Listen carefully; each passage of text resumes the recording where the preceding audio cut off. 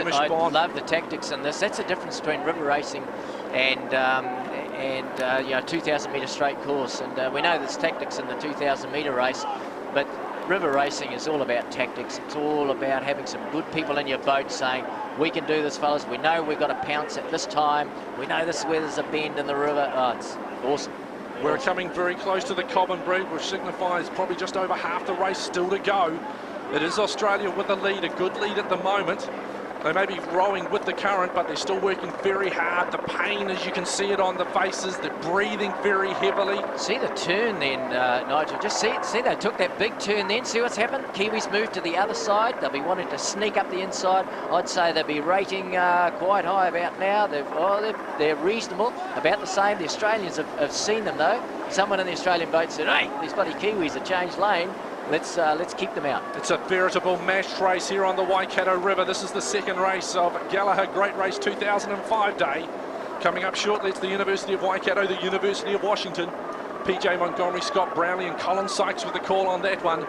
This is Nigel Yolden and John Howard speaking for News Talk ZB. And at the moment, the Aussies have got a good advantage as we approach Cobbin Bridge, which will signify the halfway point. Just starting to take a slight right-hand curve at the moment, and it's around about a 2-boat length lead that the Australians have got at the moment. Still plenty of racing to go, racing with the current at the moment, different to what we'll see in the Gallagher Great Race.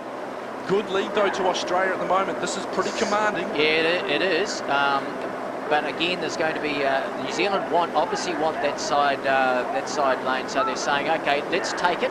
Let's drop back a little, go to the other side, and let's nail it on this next curve. And I think you'll find by the time we get around, there's the Cobbin Bridge. By the time we get under the Cobbin Bridge, start setting up for this real bottleneck that's coming up here at Hayes Paddock. This is when a bit of local knowledge might kick in. Well, they've underneath the first of the two bridges that they will go under, Cobbin Bridge. They're coming up to a little bit of a snare where they come across Graham Island, which is right in the middle of the Waikato River. They've got Yendall Park on the left-hand side, on the western side of the Waikato River. Hamilton East, the suburb just away on their right. They won't be looking at that at the moment. They will be pouring their guts out. As we can see, Mahe Drysdale still talking a lot in the 6th seat. He's talking a lot to that crew. Hamish Bond working feverishly in the stroking position at the moment. They're still in this race, even though they're only about 2 boat lengths behind at the moment. Quick look over the shoulder there from Campbell Winter. He's sitting in the number 2 seat towards the bow of the boat. But it's Australia at the moment with a very good lead. And how much now is Mark Taylor as the Cox, John Howard, just going to try and cover New Zealand? I think from here it's pretty important. See, they're coming through this, they're heading towards Graham Island, that very, very narrow spot they've got to go through. So the crews will be saying, okay, if someone gets through there first, you can't get 2 boats going side by side, so that New Zealand have given away. But I think once you get out here, they want this line. They definitely want this line, and they'll nail it on this inside. So let's just see how that unfolds from here. But the Australians are doing really well. They've got a very good lead at the moment by around about 2 boat lengths over New Zealand. This is the second race, the earlier race for the Brian Gould Cup. Waikato University women did it in an absolute romp by about 10 boat lengths over Australia. But now it is the Aussie men trying to reduce the balance as we start now to take that slight right-hand turn as we narrow up by Hayes Paddock, which is on the left-hand side of the Waikato River. And it's a good lead. And then they'll just start a nice left-hand arc with Hillsborough Terrace, I should say, on their left-hand side. And they'll start to arc around towards the Bridge Street Bridge. And then it's just a straight flat run past the Waikato Rowing Club, past the Hamilton Rowing Club to the finish. And at the moment, Australia really do have a good power position, John. They do. They have a commanding position. I think the New Zealand crew maybe just rethinking the tactics a little and saying, well, okay, maybe if we want to win this race, we're probably going to start picking it up from here, get the tactics going right, and you'll probably see some pretty quick strokes coming up, I would imagine. If they want to close this gap. If they can get close enough getting into the Bridge Street Bridge, can they just make it a straight sprint right down the Waikato River? Yeah, you watch them unleash from Unleash Hell. They don't get from by that bridge. Well, they're rowing with the black singlet with the silver fern on the chest. You know that means everything to any New Zealand athlete, no matter what the sport. But at the moment, they're just taking this sharp right-hand curve. They're coming around Hayes Paddock on their left. Very shortly, they'll be rowing past Hillsborough Terrace.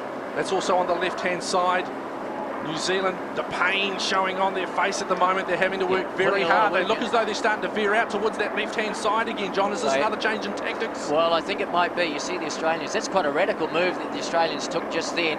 They may be thinking that the inside line is the better, but New Zealand are staying on the outside. We'll just see what happens there. That's probably a tactic from Coach Chris Nelson.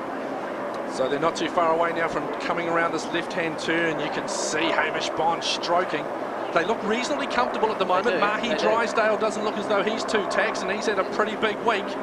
Right in behind him in the engine room, Carl Meyer, Eric Murray and Steve Cottle, member of that Coxless Fours from the World Championship last week, who did so well just to make the final, bumped out the Aussies in the process. Yeah, I think nice. I think, Nigel, you mentioned before about the sprint finish. I think that's exactly what's going to happen. Just whether there's enough fuel in both tanks, yet to see. I know the engine room there for the Kiwis, they'll be keen to go. I know likewise with the Australians, they'll be keen. New Zealand have come onto this the Western Bank again, so they'll be they're certainly changing stations quite a bit, but that's fine. It's an Aussie crew that is being motivated a lot by revenge. When you go through it, there was a few that were in the Coxless Four that were beaten by New Zealand, bumped them out of the final. You've got Ginn, who is a competitor to the end. He's come out of retirement, the 30-year-old. He's a managing director over in Melbourne at the moment, but he's come out of retirement and he's in here, and you don't think he wouldn't love to beat New Zealand. Yeah, but at the moment, sure, the Aussies are going very well as we start to take this right-hand curve, which will bring them around underneath Bridge Street Bridge. And they're just starting to really struggle. Now we look at the faces of some of these New Zealand boys. They're really starting to dig it in. They know they've got to pick it up, John. Yeah, they're putting in the effort, which is great, and they certainly be keen to get the Fern out in front. They'll be starting to wind it up very shortly, I'd imagine. See Matt Trott there, he's winding on the oar in 7 seat. We're looking for a big finish, but it is Australia in a very dominating position. Just a nod of the head from Cox. Mark Duez, a look over the right shoulder now. He's comfortable. He says, come on, boys. We're going well. We've got a good lead. They're working on that, working on the rhythm and the going with the current. You see their ratings drop right back, the Australians. They're now in command of this race. They're looking at New Zealand and saying, we know where they are. 7 or 6 seat will be saying to the coxswain, Mark Duez, saying, hey, these guys are a little back. You know, we can nail it from here. New Zealand needs to go now, otherwise they just might miss out. Well, they're coming round into sight very shortly of this massive crowd, which is down here in the Waikato River, enjoying what is another outstanding 2005 Gallagher Great Race Day. Australia, they're coming down. They've got a good, healthy lead. Got a super rhythm at the moment. The crew being stroked by James Chapman, who's doing a wonderful job. Matt Ryan, Sam Conrad. They've got a huge lead now. It's around about 5 boat lengths. I can't see the Kiwis doing it, John. They've taken it out. They've nailed it. That's a fantastic result. They're just about there. As they come through, the Australian national team are going to win the Sam LeCompte Memorial Trophy for the first time. They are rowing. It's going to be the green and gold. They are looking beautiful as they come down to our finish line. It is game over. Yeah, I think the Australians, they just nailed it on that second bend, and I think that's where they, much as we were trying to stay with them, there's the Australians. The hands go joyous. Up. They've got it. They've got it. It is Australia versus New Zealand, so any win they can get, they will take. An awesome performance. New Zealand come through. They will be gutted. But it's the Australian crew, Cox by Mark Duez, stroked by James Chapman, Matt Ryan, Sam Conrad, Hardy Kubash, Jeremy Stevenson, James Gaddy, Ginn, the legend, and Steve Stuart. An impressive performance, John. I think so. As I said before, I think the second corner was where they nailed it. They got in front of New Zealand. We changed tactics, tried to go to the other station across the west end side, and we just didn't have enough grunt to get back to them. These guys from Australia, they are fired. They knew what they wanted, and they wanted some